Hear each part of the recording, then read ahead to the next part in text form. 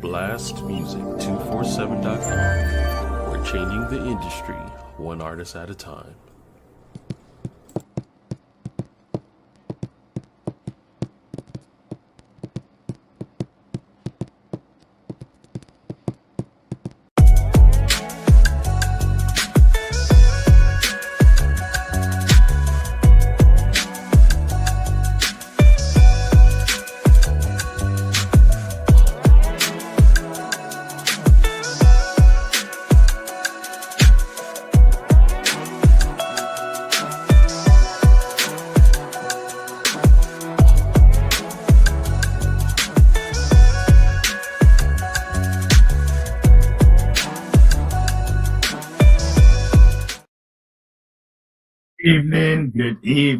Good evening.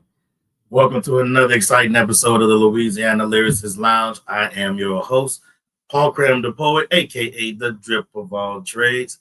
And tonight we have a special guest here tonight, man. Anthony Arnold is one of those poets that, is just you just gotta hear. You just gotta hear him. The first time I heard the brother, man, it was just I'm dialing people. Hey, who is this cat? who is this dude, man? This dude is nice. So before we bring Anthony Arnold, aka KINGPEN, up, let me go ahead and read you his short bio. Anthony Arnold, born in Tampa and raised by his grandmother in a little town called Quincy in the Florida Panhandle, wrote his first piece in the third grade and fell in love with writing ever since that moment. Writing has become a comfort and a mainstay to keep him focused. As an avid reader of all genres of literature, Anthony has found a particular passion for Black history. He believes that his ancestry and the ones that have come before him have given their blood, sweat, and tears to make it possible for him to live a life of freedom and liberation. Anthony is saddened to the fact that the current generation lacks knowledge and don't seem to know or speak of family history, our history, or Black history. Writing gives Anthony the ability to educate those that have no clue about the things African Americans have faced, write of things that they will never be taught in schools, and shedding light on the strength of our people. Anthony's love for fellow man grew during his service to our country. Thank you for your service. Where he served and was awarded numerous medals, including the Air Force Achievement Medal, 1986, 1993, and 2001, and many more. His desire is to show the younger generation where they come from and let them know we are much more than what society has labeled us. Winner of the 2015 National Poetry Award, Freedom Poet of the Year, and the 2018 BHM Poet. He was also the 2018 Gasper People's Choice Award for July, the 2022 Black History Month and Holiday Author for UBAWA Magazine, the 2024 International Impact Book Award winner for The Traveler and Other Short Stories, the 2024 and 180 Life Author of Distinction and Men of Valor, the 180 Life 2025 Author of the Year. And I'm pretty sure this man has many more accolades to come and to let you know about. So without any further ado, everyone, please welcome the man, the myth, the legend that is KINGPEN, Anthony Arnold. What's up, my guy? What's up? Oh, man, it's good to have you on the lounge, man. Good to have you. Good to be here. Man. Good to be here. So I'm looking over your bio, and I see that your grandmother raised you in a little town called Quincy. Mm-hmm. Tell me about Quincy and the relationship with your grandmother as far as the influence goes for your poetry. My grandmother and my great-grandmother raised me. Quincy is a little town 22 miles west of Tallahassee, which is the capital. It was a little town that was 79% Black and 21% white. Yet at that time, we held no offices at all. The majority of the older folks worked in the tobacco fields. my grandma and great grandma would wake me up at 4:30 so they could get me to the babysitters by 5 so they could catch the bus at 6. They would work in the fields all day and would pick me. They would get home at 6 and get me home and get me fed and got me put to bed. And then they were up for another 2.5 hours to get themselves ready to go and do it all again the next day. During that time, we were still segregated.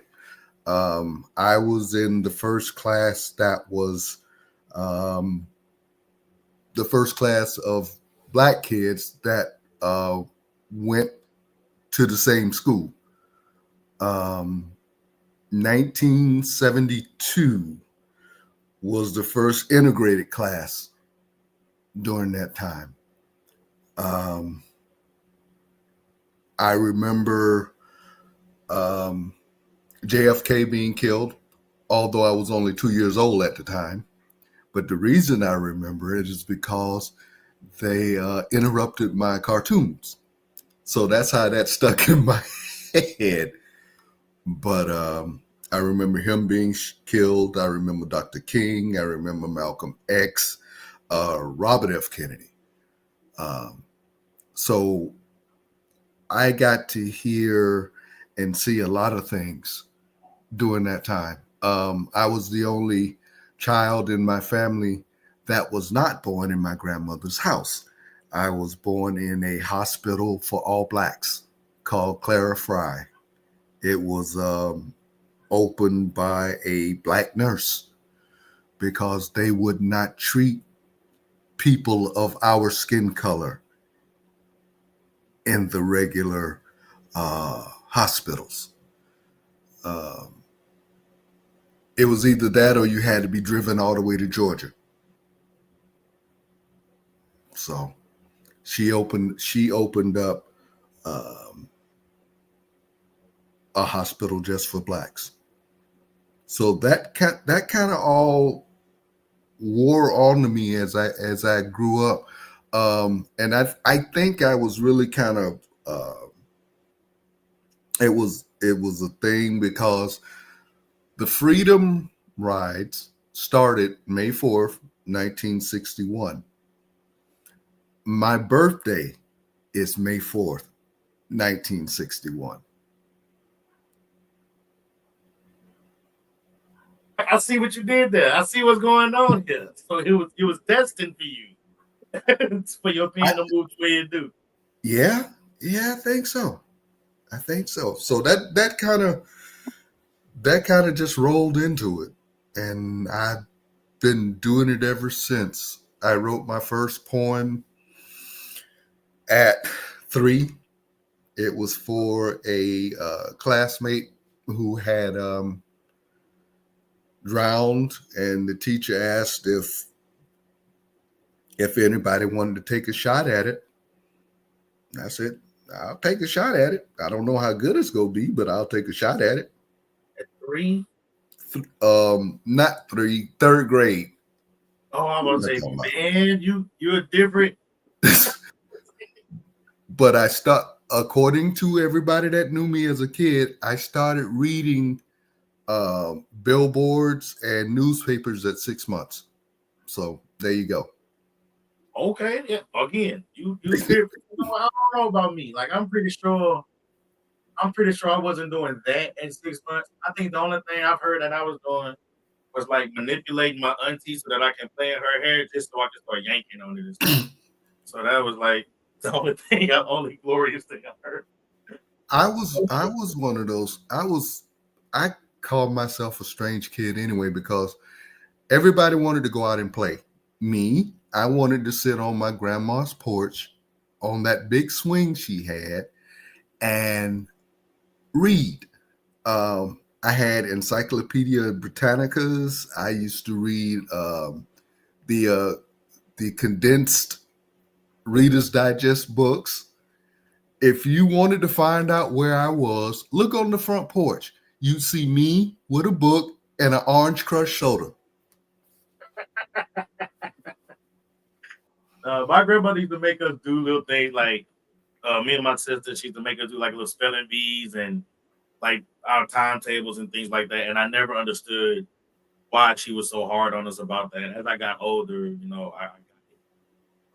because of her, I used to always get telling me you speak so proper, and she used to always tell me, "Oh, you tell them you speak correct English," So it was like, yay! But I didn't know that she was really just preparing me for a world that was going to judge me by how I talked or what I knew and things of that nature. I didn't know that as a child. Like I'm thankful for all those lessons, and I'm pretty sure your grandmother's taught you some things.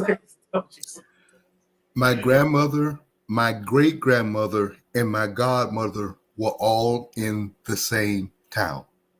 I couldn't get away with nothing if I wanted to. Oh, and my godfather. I never paid for a haircut for years. But quick story. I was 5 years old, and everybody around us were teachers or something of that ilk. So since I read a lot, they wanted to know where my reading level was. So they snuck me into the school, seventh grade.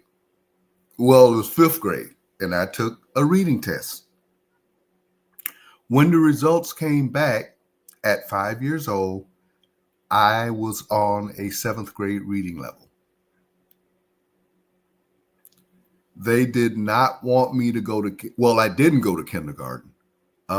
They wanted me to skip first grade, but my mom, who was a teacher, said, no, he will go with everybody else because I want him to experience everything. So I didn't skip. I went along with everybody else, got my butt beat like everybody else, and but I kept going. And after my athletics career ended, I went to school on academics and just went from there. So we're gonna talk more about those athletics because I want to know. I want to dig deep into it because I feel like I was the greatest athlete to never make it. But I've been proven wrong several times. But it's cool. We can all still have our dreams. True. True. I'm getting ready to remove myself from the stage and give you full access to the lounge. And you bring us, how many you bring it to us right now? 3 or 4? It'll be 3. All right. So you can bring us your 3 pieces. Once those 3 pieces is up, I'll come back and maybe spit one and bring up the musical guest. Right now, the mic is yours. Thank you, sir. This first piece is called Will You Stand? Apathetic, divided, a crab mentality. But the question that I pose to all is, will you stand? For the mother who had to bury her only child because he had no positive role model, because he thought that fast money was the way, but bullets know no name. Will you stand? For the homeless person on the street getting by the best they can. One day they eat, one day might not. Finding a home on the street. Will you stand? For the victims of domestic violence, no matter man or woman, black or white, no one deserves to be beaten in the name of love. Will you stand? For those lives taken by those sworn to protect, lives taken even while being compliant, and those under suspicious circumstances. Malcolm X once said, "A man who stands for nothing will fall for anything." In these days and times, we must come together. So I ask you, will you stand? That's that piece.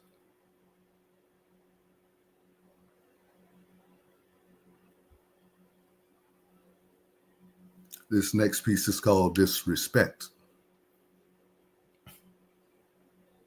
In this place of quiet, a home where the ancestors dwell, one headstone lies defaced every year. Fred Hampton. Every year his headstone is ruined. Every year bullets deface the place where he lies. By the main ones you think would protect it. The police. But then they were the ones who murdered him in his sleep, set up by a rogue one, a Judas, for a gold coin. Now, even in his eternal slumber, he cannot rest in peace, because some jack-booted Yahoo uses his headstone for target practice. Those, and you know who you are, have you no common decency? How would you feel if it was your brother or your father? There is another who suffers this disrespect. As Fred Hampton was 21 when he died, this one was 14 when he was lynched. Does Emmett Till ring a bell? And that's that piece.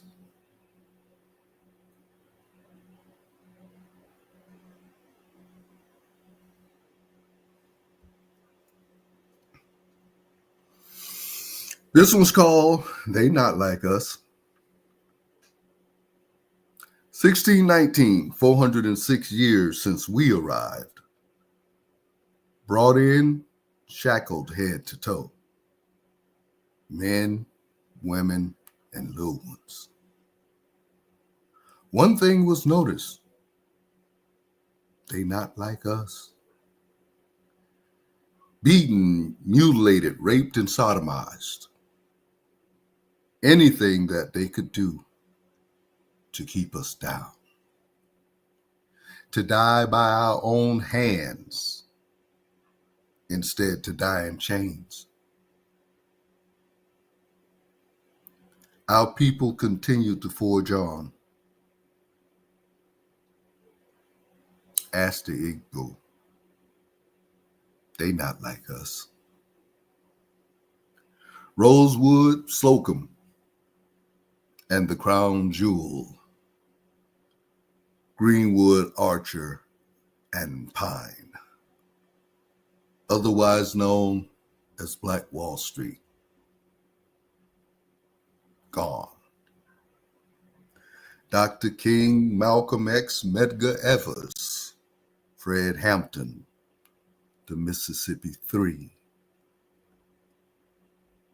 Viola Luso, Reverend James Reeb, Herbert Lee,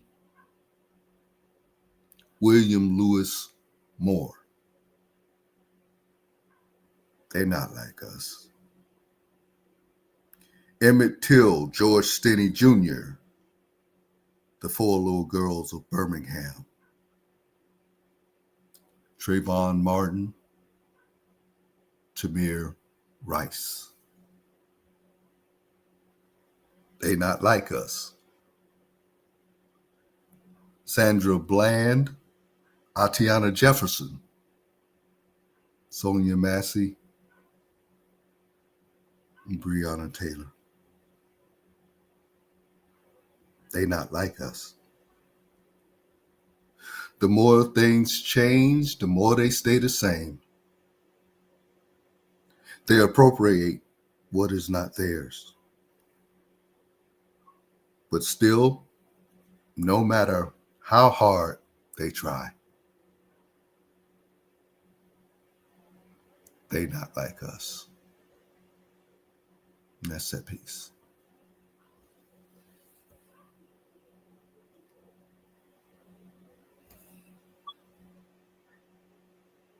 So glad I was on mute. The entire time is just like I'm listening to your piece, brother. I love how you put things, but it's the imagery that you put in my head, and it's just like I feel myself getting mad all over again. You know, it is like, oh man, that was. I'm glad we got you on the stage tonight. Oh man, I appreciate it. I got a quick piece that it feeds into this energy. I had to find something. Oh man, but it's not titled yet. And it's a really short piece, but I'll title it later on. I would never fit into your stereotypical box. There is no way I can allow you to be comfortable with your perception of me due to the complexion of my melanated covering and racist lessons you learned from your grandparents. I am not your stereotype. Who I am is too complex for your simple understanding, but understand me. My personality is a well-blended mixture of punches and punchlines, which means wherever you draw the battle lines, I am perfectly equipped to win in any situational war you put me in. So again, tell you, I am not your stereotype. But if I were you, I would fear me just the same. That's that piece. I like that. Appreciate it. I like that. Oh man. So it's 7:22 right now. We're gonna get the sponsorship out of the way, and once we do the sponsorships, we'll bring up the musical guest tonight, and then we'll get back into our very amazing guest, Kingpin himself, aka Anthony Arnold. So first thing first, we have the Zion Imaging commercial. Let's go!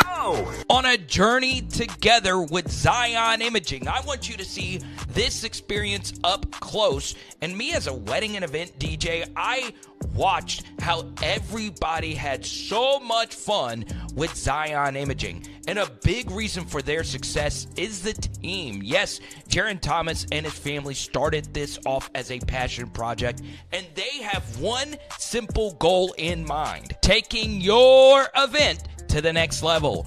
Whether it's a wedding, reunion, quinceañera, school, or corporate event, Zion Imaging is all about family-friendly fun. And I gotta show you on this tour the high-level technology that quickly sends your video session to your phone, whether it's iPhone or Android. Yes, it's the Zion Imaging 360 spin booth experience, serving North Texas, North Louisiana, South Arkansas, Orlando, and more.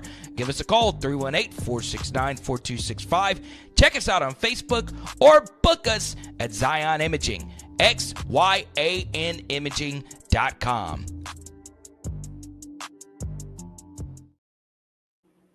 At Zion Imaging. Also, this show is also being sponsored by The Sacred Trap, licensed herbalist and anesthetician. I can't say that word, so don't laugh at me. But you can reach her at 318-625-1083. Her name is Sean. You let her know that Paul Cram the Poet sent you, and she does travel for all your holistic needs. So tonight we had Bad Influence with the track called Innocent. Y'all let me know what you think. Here we go. Yeah. Fuck you, I'm innocent.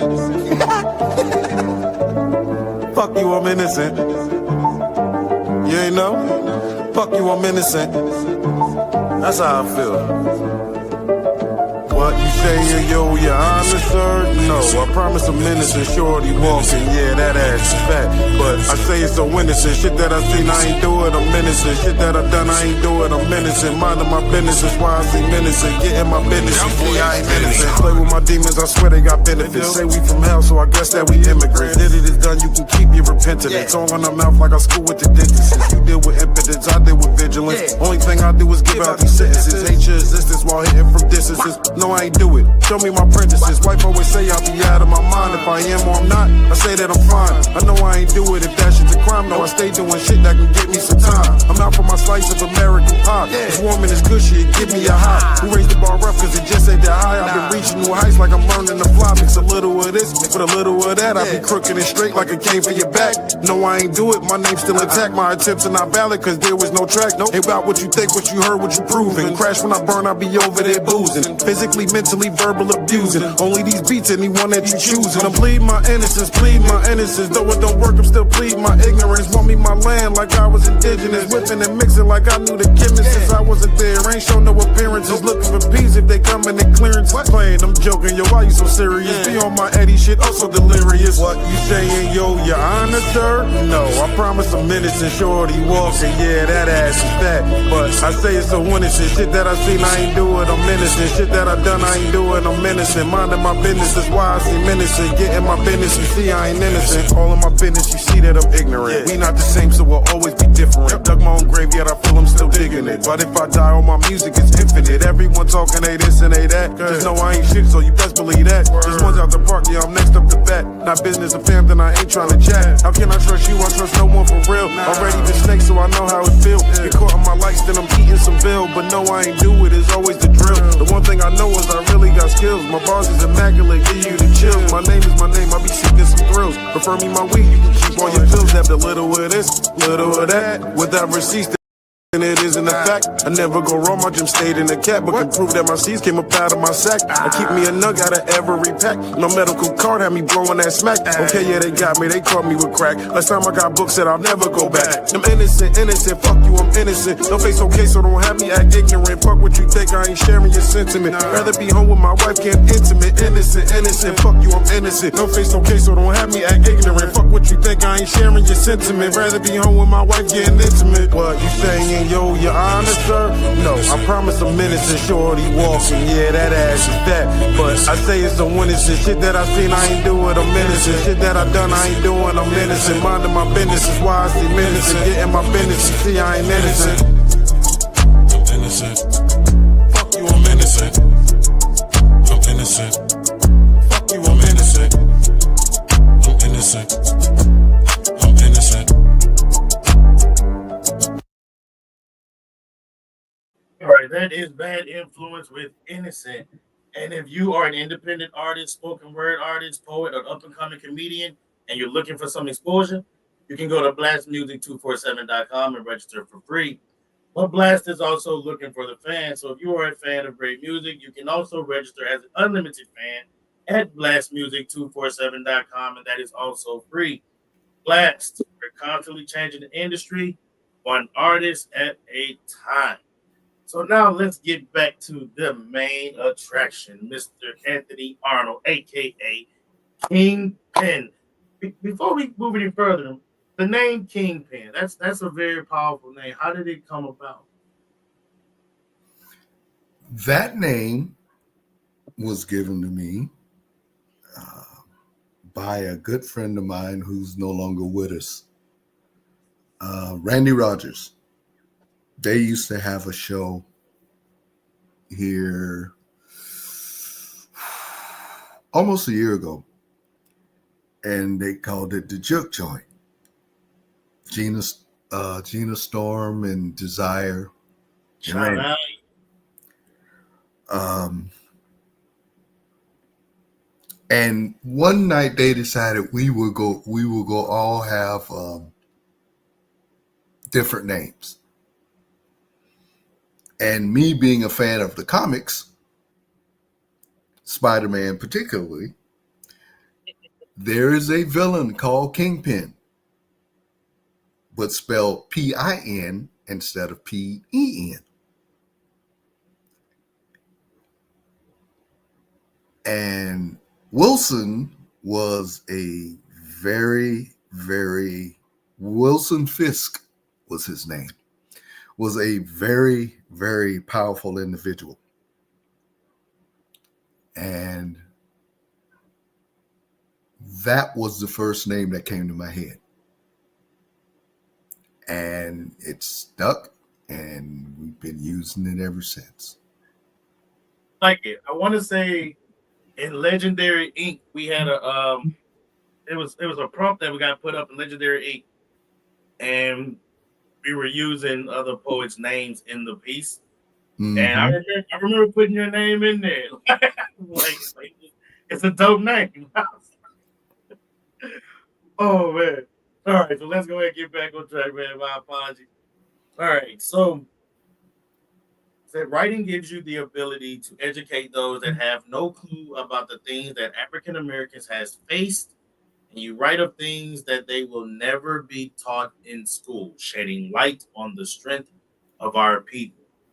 Okay, so at reading that, it sounds like you wrote that like very prideful, like you 100% believe in everything that I just read. Can you explain to me the feeling that you get once you see that light bulb go off in those people in their heads when they realize what you have taught them? It's a lot that people have never heard of. There's things I haven't heard of that have been brought to me by other folks. To use as an example, George Stinney Jr. To this day, George Stinney Jr. is still the youngest person in America to be electrocuted in the electric chair. 14 or 12? 14. 14. The kid was so small. If you look him up and you see him going towards the electric chair, you'll see somebody else carrying a Bible. It was not a Bible for him to read. It was a Bible for him to sit on because he was too small.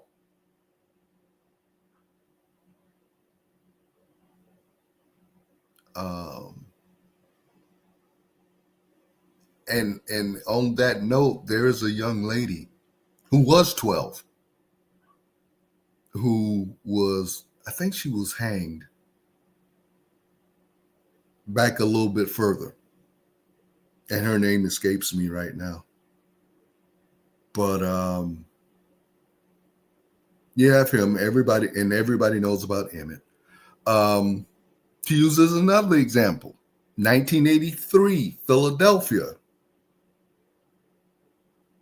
when Wilson Good and his gang of idiots decided to burn down the row houses in Philadelphia. A lot of people didn't know about that, and they were from Philadelphia. That's something I'm going to have to look up, because I have to admit, I haven't heard that one, but it's true. It has to do with the movement. 11 people died, 5 of them were kids. 2 people lived, mother and a son. And I think one of them just passed here not too long ago. They had been fighting with them for over some time, and they just decided to drop a bomb in one of the houses. And once it started burning, because those row houses are made of wood, once they started burning and the fire department told the powers that be, they said, let it burn. It was only the second time that a city had been bombed in the United States. First one being Tulsa, Black Wall Street. They were bombed by their own airplanes. So I have to be very careful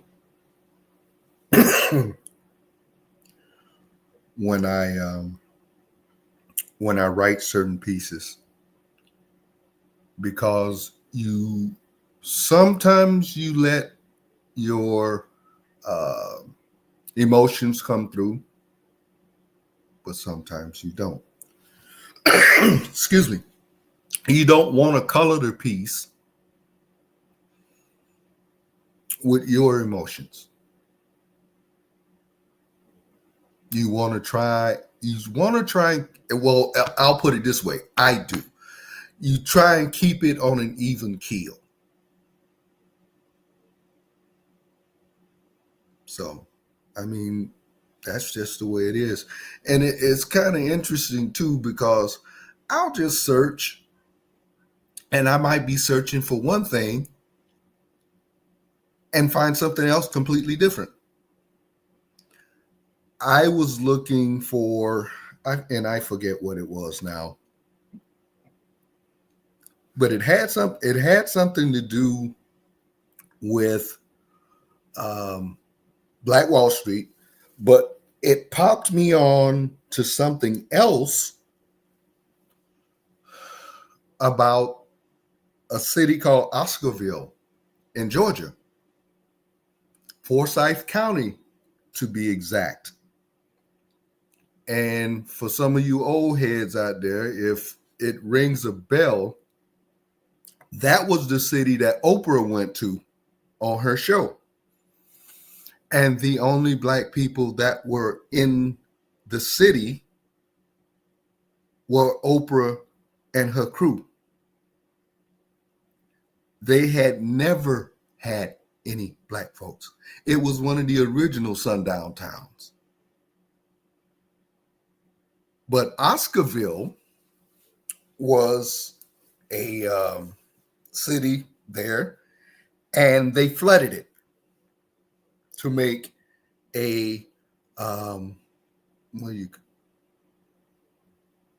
I'm losing words right now, but they made a resort out of it is what they did. It turned into Lake Lanier. If you're curious about Lake Lanier, look it up, because people will not go in that lake. People go in that lake and end up dying, because when they flooded that lake, they didn't remove all the graves. And they say every time somebody dies in that lake, the ancestors are getting revenge. Stuff like that anyway. So they ain't got to mistake me for nobody and get the revenge on me. I bet I ain't even going fishing. I don't even want no fish about it. No, not even close. I don't want to get nowhere near that place. No, but I definitely want to look it up. I definitely want to do some research, because I like to learn things like this. And I've never heard of Oscarville. I've never heard of Oscarville. Bruh, you go be surprised. I'm going to get mad. I don't know if you go get mad. You may be shocked. But that one, all I could do was sit there and shake my head. No, because my hobby sent me on a mission that had me looking up civil asset forfeitures. And when I say I went down that rabbit hole and was just angry, I was just so angry, like the whole time. Like I had to realize, like, okay, I'm reading, I gotta calm down. But it was just, then I ended up watching a movie like right after just learning about it, called Rebel Ridge, and now I can compare what I'm seeing to what I read, and I'm like, oh man, these people have lost their damn. Like I was just, it angered me, but it's things that we have to know, because we can't combat it if we don't know. But I've kind of figured this out. You know the reason why you get angry? because I know it's wrong. It's just something in me that I start boiling on the inside. You get angry because you feel, because you know they had no help.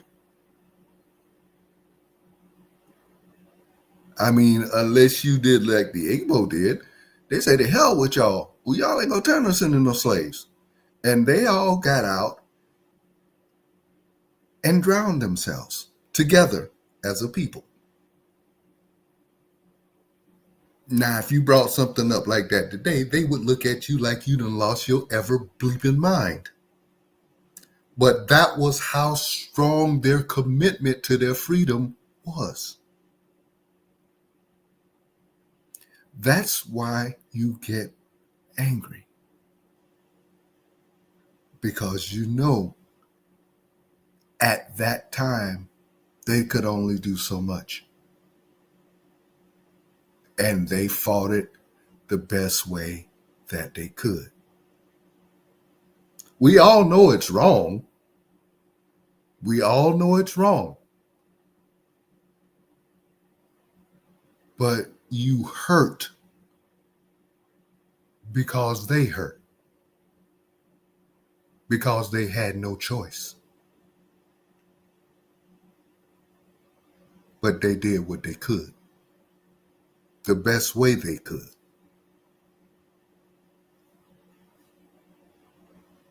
You say that your pen and your poetry would be that's your weapon in this fight that we're obviously in. Like is that what you choose as your weapon? Yes, plain and simple. Knowledge is key. You can't erase everything. Because somewhere, some little kid or some adult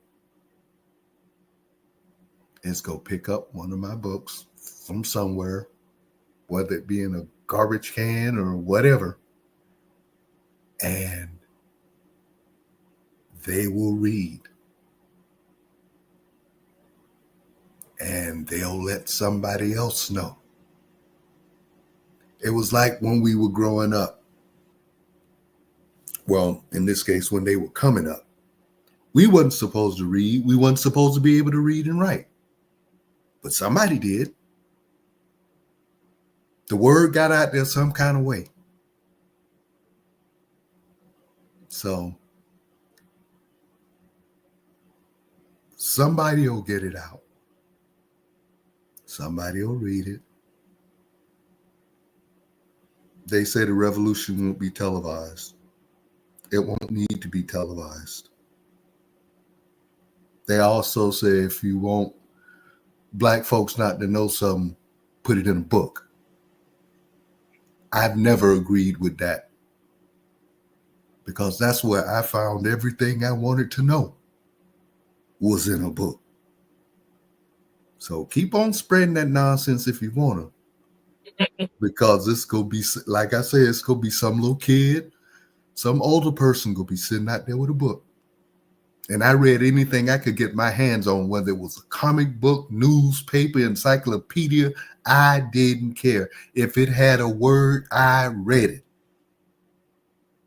It's bad when your grandparents have to beat your butt to make you go play when all you want to do is sit there and read.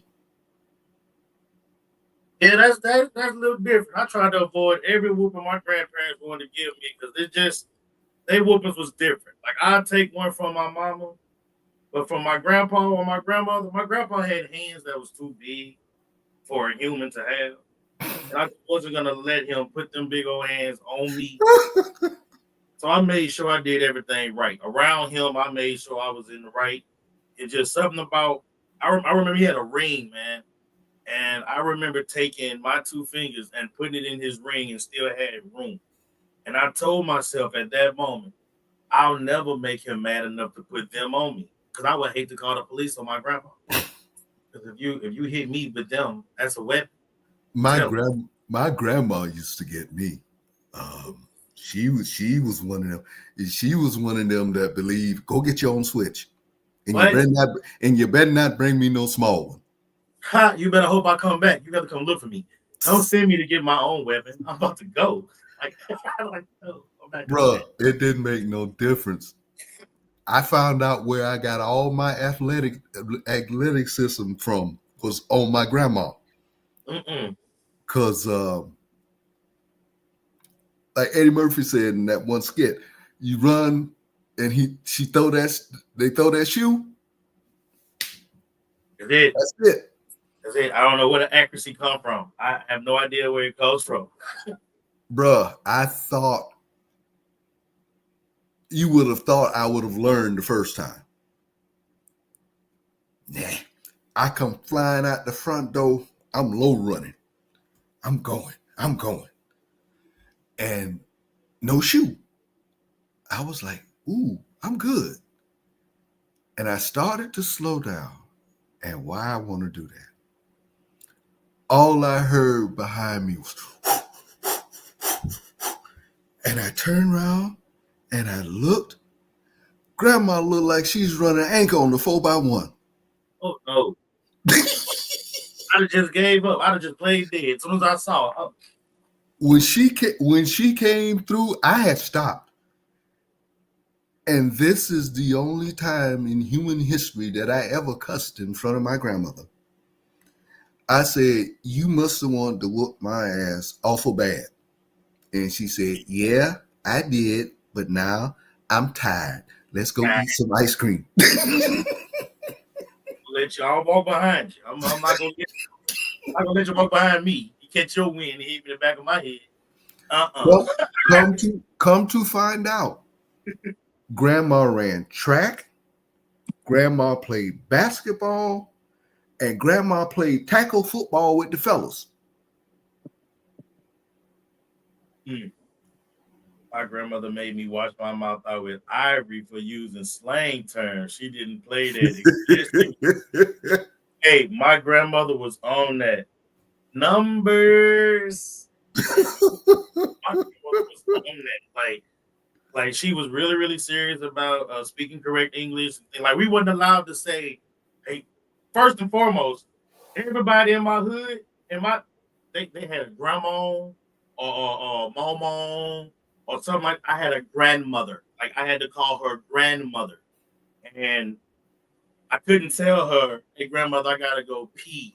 No, I had to go urinate or I had to go defecate. And if I said anything differently, she was gonna show me the back of her hand in the most aggressive way possible.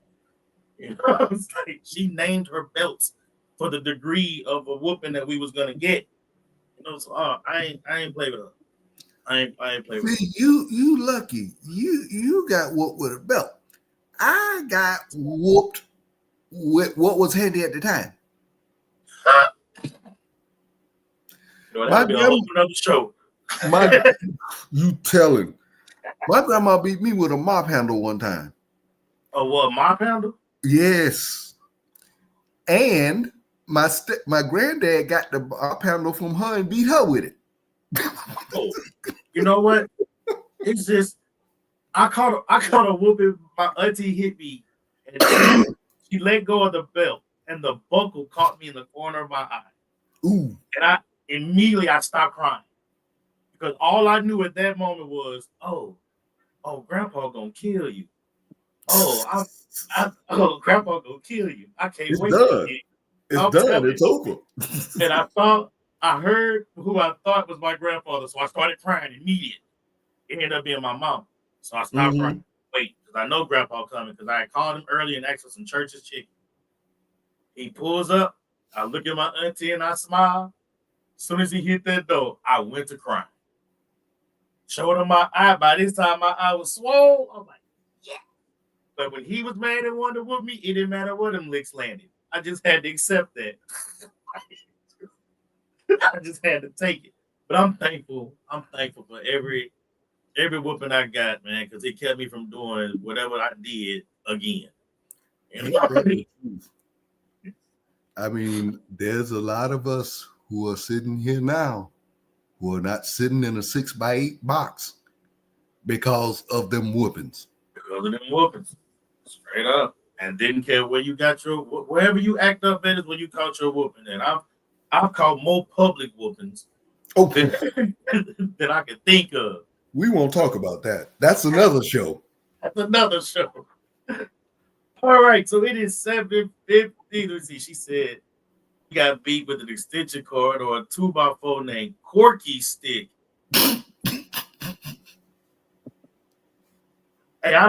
Hey, you know what? Excuse my language. I done went and found Corky and kicked their ass.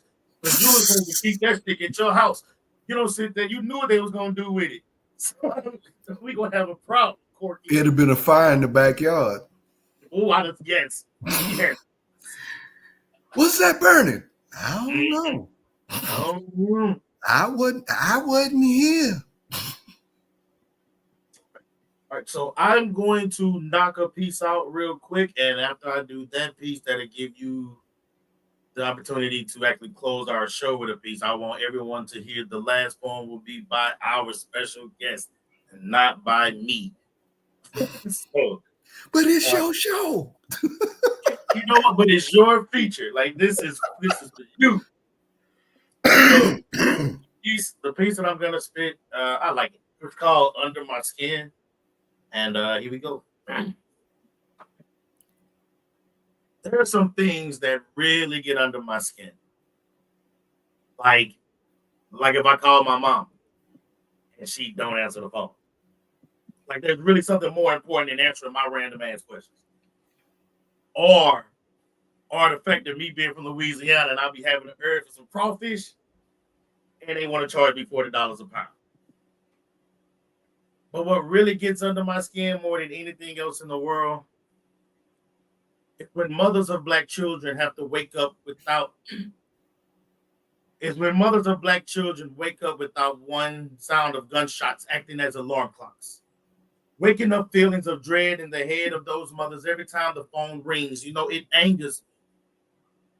These mothers have to dig deep to find an untapped strength to deal with the unnatural decision to either pick out a beautiful casket or a customized urn holding the remains of their baby that will undoubtedly have their own space on a nightstand. I remember when my homie died, his mother pulled me to the side and she cried and told me that she apologized because in her heart she felt like it was her fault that he was no longer here. She said, Paul Cram, he wanted to go to the Navy with you, and I told him not to go for fear he would die in a war that had nothing to do with him.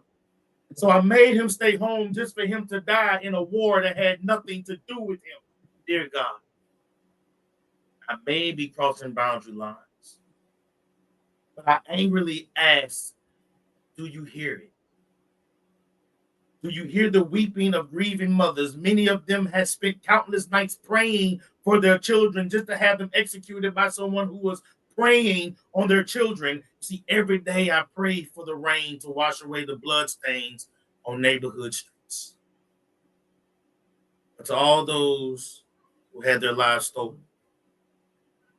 and to the mothers who fill the empty spaces in their hearts with tears, you have my condolences. I pray that peace into your mind as time attempts to heal your soul. And may love surround your heart. And those happy memories, please don't ever let those go. And that's that peace. So I'm going to remove myself from the stage and give it back to the man of the hour. Everybody, one more time, please welcome Anthony Arnold, a.k.a. KINGPEN. This piece is kind of a tribute to our black men and women, called The Black Man and a Black Woman.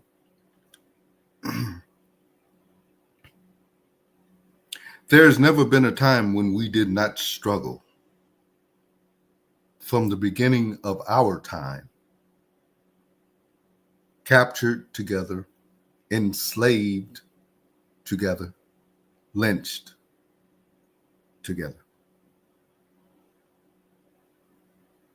As the years have gone forward, we have fought the good fight. Our love has carried us through. Yet recently, a crack has appeared. The fight that we have fought has become between us.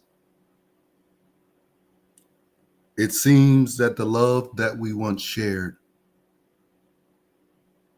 no longer exists. How can this be? The Black woman, the mother of our race, the one who has supported us, but now for some, the bane of their existence. Why? What has changed? The Black man, once the man holding us up, the protector, the provider, now the one that no longer cares, that no longer supports, just hits and run.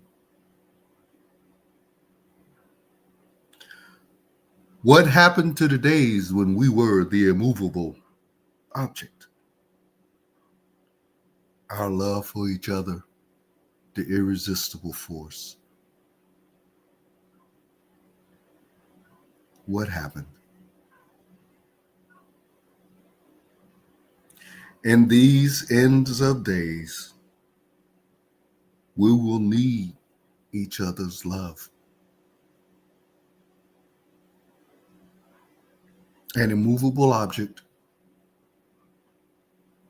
an irresistible force, a Black man, and a Black woman. That's that piece.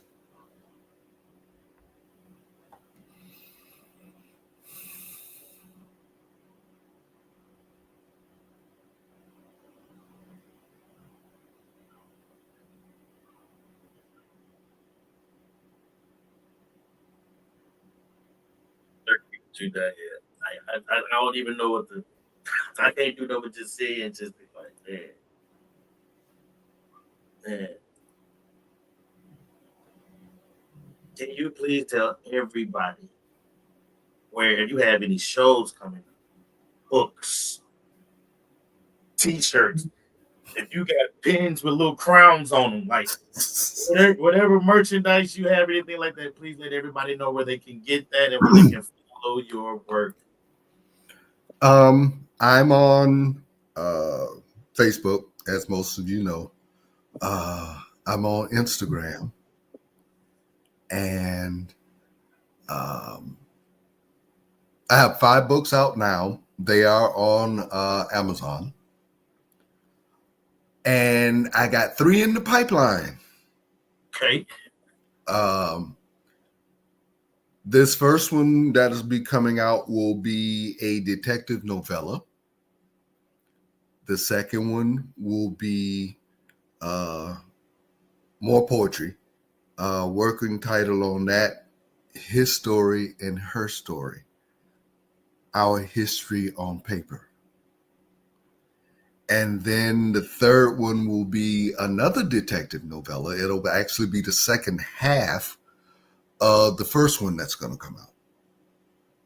So that's what I'm working on right now. I miss Blog Talk because that was the way I connected with a whole lot of people. It's how I met a whole lot of people. So maybe one day we'll come up with some of our own, and we'll do something. I think I think Larry Maddox, you know, I think Boss Man's trying to work on something. He trying to pull something out of his hat, so we'll figure out what's up. Cause yeah, I do miss Blog Talk. I do miss Blog Talk. So the books that you do have at this moment, they can be found where again? Amazon. Cool. Well, I want to say thank you so much. Wait. The Pearl Decker said we are on Podbean. So yeah, hit her up. She can explain it a lot better than I can. I got to catch up. She got to teach me too. But I want to thank you so much for making time and coming out to the lounge, man. It was truly an honor to have you on the stage. This will not be the last time. So trust and believe I will be hitting you up again to get you back out here. Hey, it was fun. I don't get to do this very often, so anytime I can come out, you know how to catch me. Yes, sir. Also, everybody, I want you to make sure you tune in to Poppy's Poetry Corner every Wednesday. This particular month is the Drip Takeover. If you missed it last week, man, please go tap in and catch that replay, man. It's going to be fire just like that all month long. Poppy's Poetry Corner every Wednesday, 9 p.m. Eastern, 8 p.m. Central Standard. If I got the time wrong, charge it to my head, not my heart. To my followers who are constantly here, man, I appreciate you coming out each and every Saturday. Thank you so much, because I say it every time and I mean it every time. Without you, there is no Louisiana Lyricist Lounge. So, poets, if you have anything to say, you know what I say, man. Don't sit on it. Speak on it. We out.